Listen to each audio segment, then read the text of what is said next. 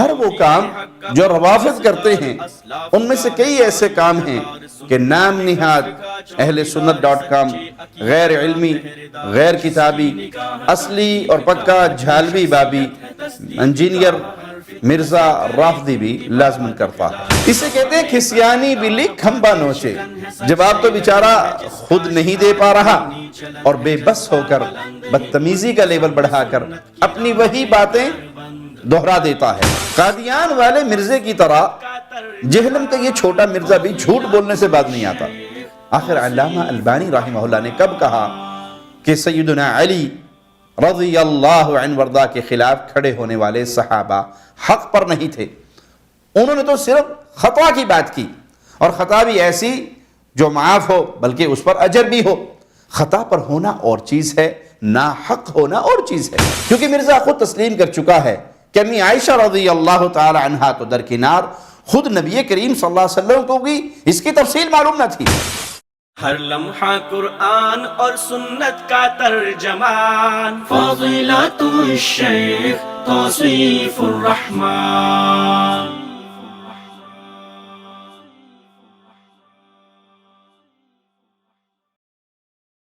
السلام علیکم ورحمۃ اللہ وبرکاتہ۔ ان الحمد للہ نحمده ونستعینه ونستغفره ونعوذ باللہ من شرور انفسنا ومن سیئات اعمالنا، من يهده اللہ فلا مضل له ومن يضلل فلا هادی له، اشہد ان لا الہ الا اللہ وحدہ لا شریک له واشہد ان محمدا عبدہ ورسولہ، اما بعد۔ ویسے تو کتوں کی جبلت عادت میں شامل ہے کہ وہ بھونکتے ہیں اور ہر ایک پہ بھونکتے ہیں۔ کتوں کے کسی شریف پر بھونکنے سے اس شریف کا شرف و فضل زائل نہیں ہوتا، اور کسی برے پر بھونکنے سے اس کی برائی اچھائی میں نہیں بدل جاتی۔ لیکن کچھ لوگوں میں یہ عجیب بیماری ہے کہ وہ اس امت کے سب سے بہترین اور افضل ترین افراد رسول اللہ صلی اللہ علیہ وسلم کے صحابہ پر کتوں کی طرح بھونکتے رہتے ہیں، اور صدیوں سے نسل در نسل ان کا یہی کام ہے۔ اہل اسلام قرآن و سنت کے محکم دلائل سے سمجھانے کی کوششیں کرتے چلے آ رہے ہیں، لیکن یہ نسل در نسل ڈیوٹی ادا کرنے والے باز نہیں آتے۔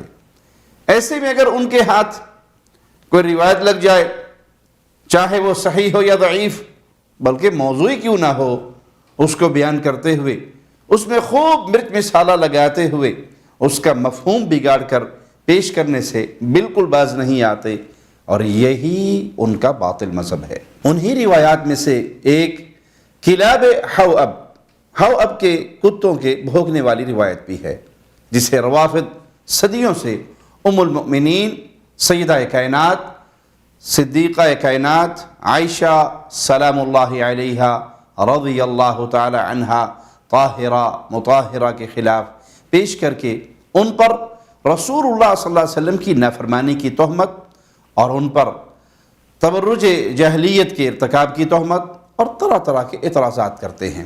ہر وہ کام جو روافض کرتے ہیں ان میں سے کئی ایسے کام ہیں کہ نام نہاد اہل سنت .com غیر علمی، غیر کتابی، اصلی اور پکا جھالوی بابی انجینئر مرزا رافضی بھی لازمن کرتا ہے۔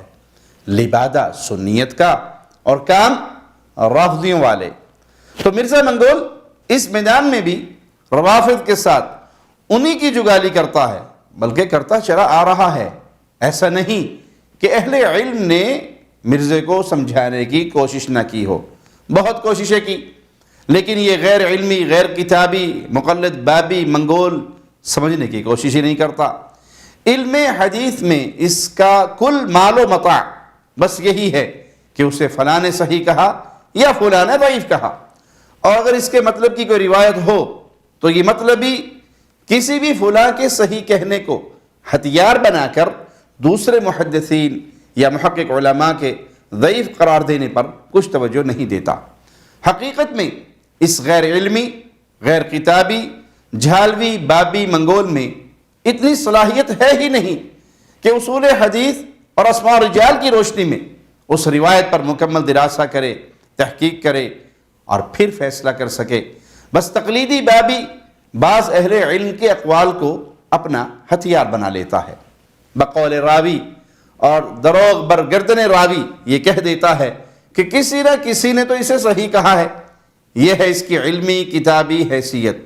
ہمارے خلاف اپنی اس تقریر میں بھی اس نے اب کے کتوں کی بھونکنے والی روایت پیش کی اور سیدہ عائشہ رضی اللہ تعالی عنہا پر آیت فٹ کرنے کا بدترین جرم کر کے ان کی گستاخی کی۔ تفصیل ہم عرض کر دیتے ہیں، لیکن اس کی غیر علمی حیثیت واضح کرنے کے لیے اس بات کی وضاحت کے ساتھ کہ اب ہمارے جوابی سلسلہ کا جواب اس سے بن نہیں پا رہا، اور اگر بن پاتا تو عرصہ دراز سے فضیلت الشیخ ابو یحییٰ نور پوری حافظہ اللہ کے جوابی سلسلہ کا جواب دے دیتا۔ سامنا کرنے کی تو اس میں ہمت ہے ہی نہیں، بڑے مرزے کی طرح بل سے نکلنے یا اپنے بل پر کسی عالم کو علمی تحقیقی وار کرنے کی بھی دعوت نہیں دیتا، اس خوف سے کہ ساری شیخی کرکری نہ کر دے تو اپنے اندھے مقلدین کو یا حقائق سے بے خبر مریدوں کو یہ باور کرانے میں لگا ہوا ہے کہ یہ سبھی وہی پرانی باتیں کر رہے ہیں، اور جھوٹ بولتے ہوئے اپنے مریدوں کو کہتا ہے میری خوراک ہے یہ کلپ، جتنے آپ بنائیں گے نا اتنی میں منجی ٹھوکاں گا۔ اور لال رومال والی منجی ٹھوکی ہے نا، کیسا اڑ بھی نکلے آتے آئے مائی شائی کرتا ہے، وہی گلاں کرتا ہے جڑی پہلے میں جواب دے چکے ہیں، لیکن دیکھ لیں بے عزت ہو رہا ہے۔ تو میں نے اپنے ہمارے بھائی ہیں عمار بن یاسر کے نام سے، انہوں نے ایک چینل بنایا ہے، میں نے کہا اس کی نئی ویڈیوز بھی جتنی آئے نا وہ میرے کلپ لگا، وہ ایک ایک بات کا جواب ساتھ دیتے رہے کہ یہ ہے یہی ہے، آدھی آدھی باتیں اٹھا رہے ہیں اور وہ اپنا رنگ اس میں بھرنے کی کوشش کر رہے ہیں۔ ضرورت ہی نہیں ہے، میں نے ہر چیز اپنے حوالے سے الحمدللہ کلیئر کی ہے، میرے کسی اسٹوڈنٹ کو ضرورت نہیں پڑے گی، یہاں صرف اتنی ضرورت ہوگی کہ میرے ویڈیو کلپس جوڑ کے تو ان کو جواب دے دے کہ یہ دیکھو کہ تمہارے بزرگوں کی منجی اپنی زندگی میں ٹھوک کے گیا تھا، یہ دیکھ لو کلپ۔ اسے کہتے ہیں کھسیانی بلی کھمبا نوچے، جواب تو بیچارہ خود نہیں دے پا رہا اور بے بس ہو کر بدتمیزی کا لیول بڑھا کر اپنی وہی باتیں دہرا دیتا ہے اور بلائنڈ فالوورز میں کہتا پھرتا ہے یہ میری خوراک ہے، فلاں کی منجی ٹھوک دی اور فلاں کی منجی ٹھوک دی۔ پھر جیسے مرزا قادیان کے اندھے بہرے گونگے پیروکار اسی کی باتوں پر یقین کر لیتے تھے، اسی طرح مرزا جہلم کے مقلد بھی اس کی اندھی تقلید میں اسی کے جملوں کی جگالی کرتے جاتے ہیں۔ مرزا منگول کے اس بیان سے اتنا تو خوب واضح ہو گیا کہ صحیح حدیث میں جو باتیں نہیں انہیں پیش کر کے جو جھوٹ پر مبنی نتائج یہ نکالتا ہے، یا ضعیف روایات خاموشی سے اس کا غور چھپاتے اپنے جاہل مقلدین اور عوام الناس کو دھوکہ دیتے جو فتنہ پھیلا رہا ہے، اس کا جو تعاقب ہم کر رہے ہیں وہ سبھی مرزا دیکھ رہا ہے، لیکن اس کی منجی ایسی ٹھک رہی ہے کہ باولے پن کا شکار ہو گیا ہے، خود جواب کے کسی طرح لائق نہیں رہا، لہذا اپنے جیسے کسی جاہل کو کہہ دیتا ہے کہ اس کا فلاں کلپ لے کر میرا کوئی بیان لگا دو، اور وہ مقلد نشہ تقلید میں ایسا دھت ہے کہ اس کا بابا مرزا کہہ دیتا ہے اور وہ اندھی تقلید کرتا ہوا وہی کچھ کرتا ہے۔ اسے یہ تک نہیں پتہ لگتا کہ توصیف الرحمن کا اصل اعتراض اور اس کی اصل بات کیا تھی اور مرزے کے کلپ میں کیا ہے، وہ اپنے مرزے بابے کی بابائیت کا حق ادا کرتا چلا جا رہا ہے۔ یہ تو اس صورت میں جب واقعی میں کوئی فرد ہو اور مرزا منگول نے واقعی کسی مرید کو اس کام کے لیے تیار کر رکھا ہو، وگرنہ جھوٹ کے اس مریض سے کوئی بعید نہیں کہ خود ہی یہ سب جہالتیں حماقتیں کرتے کسی فرضی بندے کے سر دب دیتا ہو۔ اتنا تو طے ہے یہ جاہلانہ حرکتیں مرزا منگول کے اشارے پر ہی ہو رہی ہیں۔ ایک ایک بات کا جواب بھی اس کا جھوٹ ہے، کیونکہ ہمارے چند سیکنڈز کا کلپ لگاتا ہے اور آگے اپنی کوئی سی بھی تقریر عام یوٹیوبرز کی طرح عنوان کچھ اور ویڈیو میں کچھ ایسی اوچھی اور گھٹیا حرکتوں سے تنگ آ کر ہم اسے مزید کھلا چھوڑنے نہیں دیں گے۔ انشاءاللہ اس کا بھرپور تعاقب ہوگا، اس کی منجی ایسی ٹھوکیں گے کہ یہ اور اس کے اندھے مقلدین مانے نہ مانے غیر متعصب لوگوں پر حقیقت واضح ہو جائے گی۔ منگولیاں دے منڈیا جی اے تیری خوراک ہے تے ساڈا دینی فریضہ ہے کہ باطل دا تعاقب کرنا ہے، چور نو گھر تک چھڈ کے آنا ہے، اسی بھی تینوں نہیں چھڑنا انشاءاللہ۔ 45 منٹ کے بعد مرزا منگول نے حدیث حواب پر گفتگو شروع کی، تو سن لے کیا کہتا ہے۔ مسند احمد کھول لیں، مجموع زوائد کھول لیں، نبی علیہ السلام نے فرمایا میری بیوی کا کیا حال ہوگا جب حوض کے کتے اس پہ بھونکیں گے. اور یہ حدیث تو شیخ زبیر صاحب سے میں نے ویڈیو میں ریکارڈ کروا لی تھی, حدیث حوض. اور یہ صحیح حدیث ایک سنو, نبی کریم صلی اللہ علیہ وسلم نے فرمایا تھا کہ میری بیویوں میں سے کون سی بیوی ہے جس پر حوض کے کتے بھونکیں گے. صحیح ہے یہ. جب عائشہ صدیقہ اپنے ساتھیوں کے ساتھ لشکر کے ساتھ جا رہی تھی حوض سے, تو وہاں کتے بھونکے بہت زیادہ. یہ غیب کی خبر پوری ہوئی, ثابت ہوئی. اس لیے ہم کہتے ہیں کہ نبی کریم صلی اللہ علیہ وسلم کو جو اللہ نے غیب بتایا تھا وہ جانتے تھے وہی کے ذریعے. تو عائشہ صدیقہ نے پوچھا یہ کون جگہ فرمایا یہ حوض ہے. انہوں نے کہا فرمایا مجھے تو حدیث یاد آ گئی, میں واپس آنا چاہتی ہوں. تو انہوں نے کہا کہ نہیں, اللہ مسلمانوں میں صلح کرا دے. یہ مسئلہ صلح کا تھا, جنگ کا نہیں تھا. پھر جنگ ہوئی اور وہ پیشن گوئی پوری ہوئی. اس جگہ مرزا نے مسند احمد کی حدیث نمبر 24,758 کا مترجم اسکین پیش کیا, وہی دیکھ لیں. اس میں لکھا ہے قیس رحمہ اللہ کہتے ہیں کہ جب عائشہ صدیقہ سلام اللہ علیہا رات کے وقت بنو عامر کے چشموں کے قریب پہنچی تو وہاں کتے بھونکنے لگے. پوچھا کون سا چشمہ ہے؟ لوگوں نے بتایا مقام حوض کا چشمہ. مسئلہ بڑا آسان اور سیدھا سا ہے کہ یہ سارا منظر بیان کرنے والا کون ہے. پھر سے پڑھ کر دیکھ لیں, غور سے دیکھ لیں. قیس رحمہ اللہ, یہ قیس بن ابی حازم ہیں, بلا شک و شبہ ثقہ ہیں, لیکن یہ جنگ جمل میں موجود ہی نہیں تھے. آپ دیکھیں یہ امام علی بن مدینی رحمہ اللہ 161 ہجری کو پیدا ہوئے, 233 یا 234 یا 235 ہجری کو فوت ہوئے.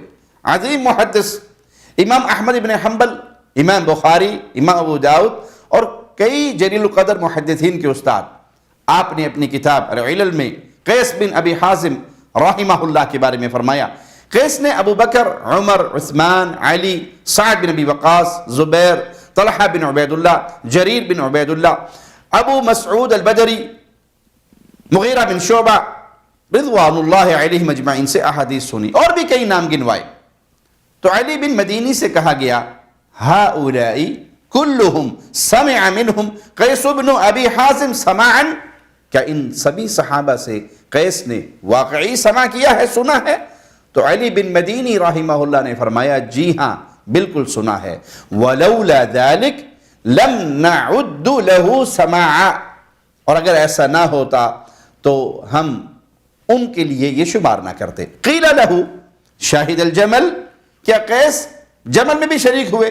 تو علی بن مدینی رحمہ اللہ نے فرمایا لا, نہیں, وہ جنگ جمل میں شریک نہیں ہوئے. یہ ہے محدثین کرام کی دیانت.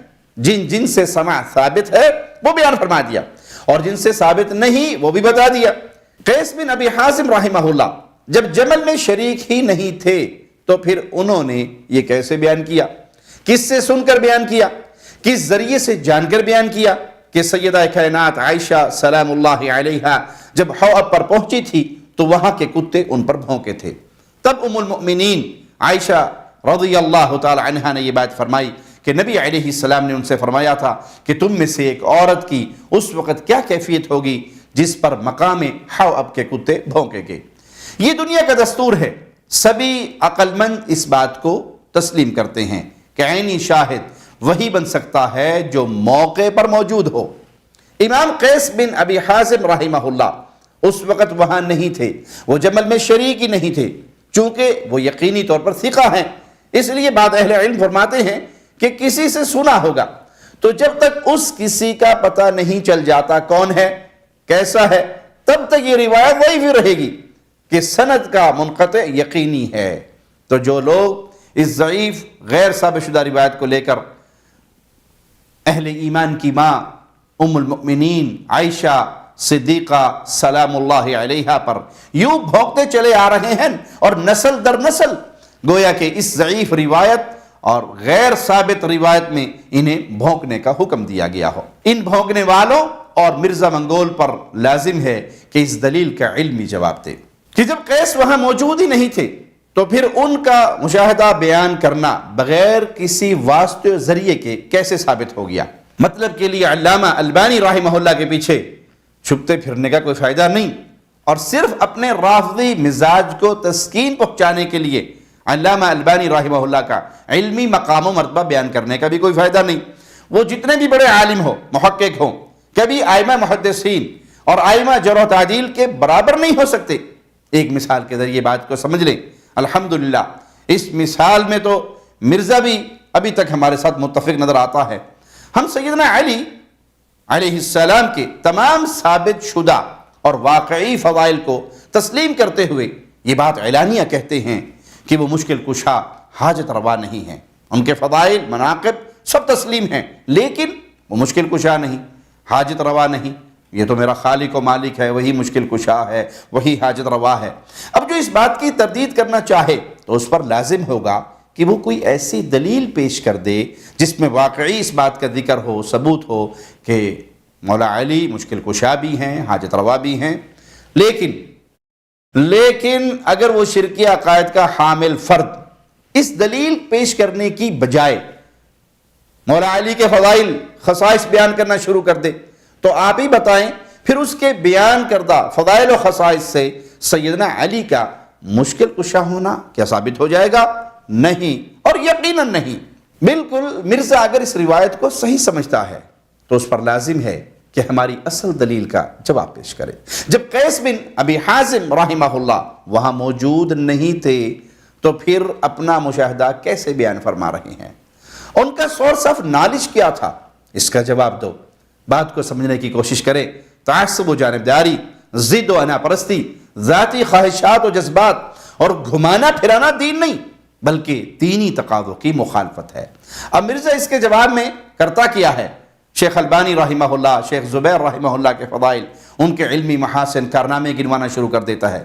کیونکہ بیچارہ خود تو تحقیق حدیث کی صلاحیت سے کورا ہے، علم تو ہے نہیں، اور ضد اس قدر آ چکی ہے کہ حق قبول کرنا بھی گوارا نہیں کرتا تو حرب، حیلے، مکر و فریب کا سہارا لیتا ہے. الحمدللہ ہم شیخ البانی رحمہ اللہ اور شیخ زبیر رحمہ اللہ کے شاگردوں کے شاگرد ہیں، ادنا سے طالب علم ہیں، ان کا پورا احترام کرتے ہیں، لیکن انہیں بھی واجب الاتباع امام نہیں مانتے، اور یہ بھی نہیں مانتے کہ وہ پہلی، دوسری، تیسری صدی کے ائمہ محدثین اور ائمہ جرح و تعدیل کا مقام و رتبہ رکھتے ہیں. ان کا ماخذ بھی ائمہ محدثین کے اصول، ان کی شہادات تھی، ہمارا ماخذ بھی وہی ہے. مرزا کی غیر سنجیدگی، غیر علمی اور غیر کتابی، غیر تحقیقی ہونے کا یہ عالم ہے کہ اس کے جواب میں ہماری ساری باتیں گول کر کے بس چند سیکنڈ یا 1-2 منٹ کا ہمارا بیان چلا کر اپنی کوئی پرانی تقریر لگا کر اپنے بلائنڈ فالوور سے کہہ دے گا کہ میں نے اس کا جواب دے دیا. اب آپ ہی بتائیں یہ دینی طرز عمل ہے یا کھلواڑ؟ اب مرزا کا جو کلپ آپ کو پہلے دکھا دیا اس کی کچھ باتوں کا جواب اس کے اپنے بیان کے بعد دیکھتے جائیں. مرزا کہتا ہے شیخ البانی نے پورا چیپٹر سلسلہ حدیث سیاح میں حدیث حوض کے اوپر، اور انہوں نے صفوں کے صفحے کالے کر دیے. مبالغہ آمیزی تو عادت ہے مرزا منگول صاحب کی، وگرنہ اگر صحیح حساب و کتاب لگائیں تو بس صرف 9 صفحات بنتے ہیں. الصحیحہ کی جلد اول حدیث نمبر 474 صفحہ نمبر 846 کے آدھے صفحے سے یہ بحث شروع ہوئی. دیکھ لیں سکین، اور صفحہ 855 تک یہ کل 9 ہی صفحات بنتے ہیں، کوئی سینکڑوں صفحات نہیں. باقی چیپٹر صرف اس حدیث ہو اب پر ہی نہیں، اور بھی کئی احادیث پر قائم ہیں. پہلی حدیث ہی دیکھ لیں، چیپٹر ہے المستقبل للاسلام، اور بھی کئی چیپٹرز ہیں. مرزا کہتا ہے انہوں نے کہا کہ شیعہ تو 12 کو معصوم مانتے ہیں، تم سارے صحابہ کو معصوم مانتے ہو. یہ بھی مرزا منگول کی کہانی ہے. اصل میں علامہ البانی رحمہ اللہ نے نصیحت کرتے ہوئے جو فرمایا وہ آپ مرزے کے لگائے اردو ترجمے والے سکین سے ہی دیکھ لیں. ترجمہ میں لکھا ہے اہل سنہ کو چاہیے کہ وہ محترم شخصیات کی شان میں غلو نہ کیا کریں، جیسے کہ شیعوں نے اپنے اماموں کے حق میں کیا اور انہیں معصوم قرار دیا. آپ نے دیکھا چور مرزے کی چوری، ہیرا پھیری، سینہ زوری خود اس کی اپنی ویڈیو سے پکڑی گئی، رنگے ہاتھوں پھڑیا گیا. علامہ البانی رحمہ اللہ نے یہ ہرگز نہیں کہا کہ اہل سنہ سارے صحابہ کو معصوم مانتے ہیں، کیونکہ وہ جانتے تھے کہ اہل سنہ رسول اللہ صلی اللہ علیہ وسلم کے بعد کسی کو معصوم نہیں مانتے. صحابہ اور اہل سنہ پر جھوٹ گھڑنا مرزے منگول ورگے فراڈیے دا کام ہے. چنگے لوکی ایہو جا کام نہیں کر دے، اور ہم تو کسی کافر دشمن پر بھی جھوٹ بولنا گوارا نہیں کرتے، اور نہ ہی سانو اسلام دی عادت دیندا ہے. اے مرزے فراڈیے ورگے دی عادت ہے اور انہاں دے ہی کردار ہے. مرزا جی گل جنی ہوئے انی دسیا کرو، بیبیاں طرح مرچ مسالہ نہ ماریا کرو. آئیے دیکھیں یہ اصل عربی نسخہ بھی دیکھ لیں، صفحہ 854 پر یہ جملہ ہے. آگے سنیں مرزا کیا کہتا ہے. یہ ماننا پڑے گا کہ جب 2 گروہ لڑے اور ہزاروں مسلمان شہید ہوئے تو رسپانسبلٹی تو فکس کرنی پڑے گی نا. یہ نہیں کہہ سکتے کہ دونوں حق پہ تھے. انہوں نے کہا حضرت علی اور ان کے ساتھی حق پر تھے، مخالفین جو تھے، جو صحابہ کی جماعت ہے، ہم انہیں اجتہادی خطا پہ کہتے ہیں لیکن وہ حق پہ نہیں تھے۔ قادیان والے مرزے کی طرح جہلم کا یہ چھوٹا مرزا بھی جھوٹ بولنے سے باز نہیں آتا۔ آخر علامہ البانی رحمہ اللہ نے کب کہا کہ سیدنا علی رضی اللہ عنہ وردہ کے خلاف کھڑے ہونے والے صحابہ حق پر نہیں تھے؟ انہوں نے تو صرف خطا کی بات کی، اور خطا بھی ایسی جو معاف ہو بلکہ اس پر اجر بھی ہو۔ خطا پر ہونا اور چیز ہے، ناحق ہونا اور چیز ہے، دونوں میں فرق واضح ہے۔ قرآن اور حدیث کے کئی دلائل سے ثابت ہوتا ہے کہ خطا کرنے والا حق پر ہوتے ہوئے بھی خطا کر سکتا ہے۔ مطلب خطا کرنے والا ہمیشہ ناحق ہی نہیں ہوتا، حق پر ہوتے ہوئے بھی خطا ہوتی ہے۔ دوسرا جھوٹ مرزے کا یہاں پر یہ کہ علامہ البانی نے کہا ہزاروں لوگ شہید ہوئے، انہوں نے ہزاروں کا نہیں کہا، بلکہ کیا کہا؟ یہ دیکھیں الصحیحہ جلد نمبر 1 ہے، صفحہ 854 ہے۔ والعقل يقطع بأنه لا مناص من القول بتغطية إحدى الطائفتين المقاتلتين اللتين وقع فيهما مئات القتلى۔ عقل قطعی طور پہ یہ طے کرتا ہے کہ یہ ماننا پڑے گا دو لڑنے والی جماعتیں جن کے درمیان سینکڑوں لوگ قتل ہوئے، ان دونوں میں سے ایک جماعت خطا پر تھی۔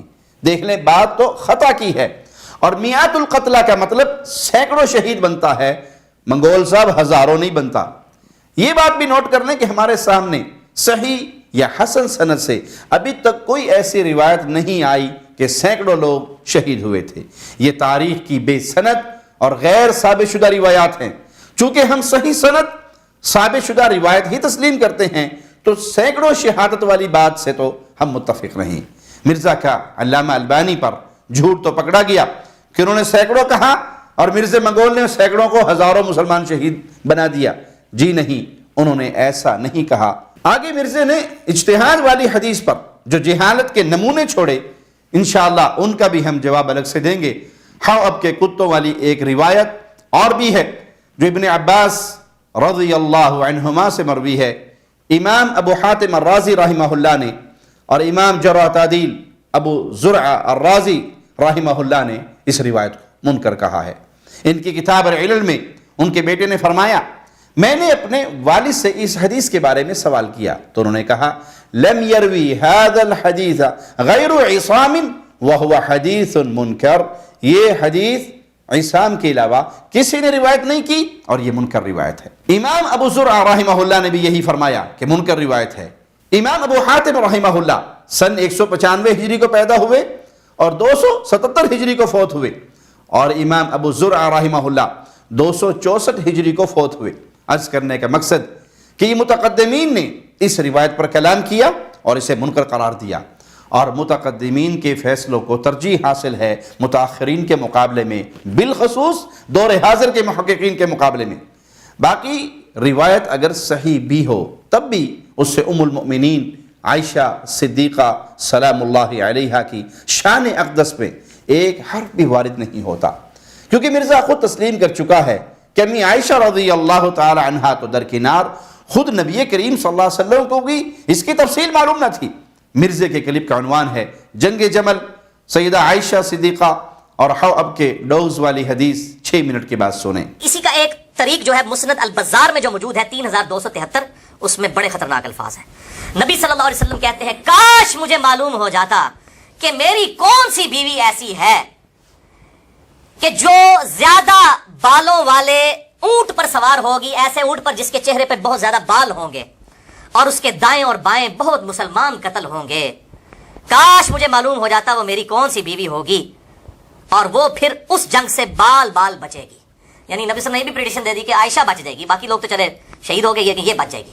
تو آپ صلی اللہ علیہ وسلم کہتے ہیں مجھے پتہ نہیں ہے، کاش مجھے پتہ ہوتا۔ یعنی آپ صلی اللہ علیہ وسلم کو یہ بات نہیں، لیکن آپ دیکھیں کہ اس حدیث کو روایت عائشہ نے خود کیا رضی اللہ تعالیٰ عنہ۔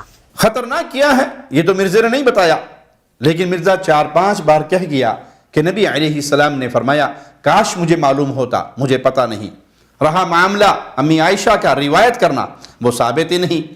جب معلوم ہی نہیں تھا کہ کون سی بیوی ہوں گی تو ظاہر سی بات ہے آپ منع بھی نہیں فرما سکتے تھے کہ اس جگہ نہ جائیں۔ اور امی عائشہ رضی اللہ عنہا نے کوئی معصیت کا کام بھی نہیں کیا، لیکن اس کے باوجود دشمنان صحابہ بارکنگ ڈاگز ان کی نقالی کرتے ہوئے سیدہ کائنات عائشہ صدیقہ سلام اللہ علیہا کے خلاف بکواس کرتے آ رہے ہیں۔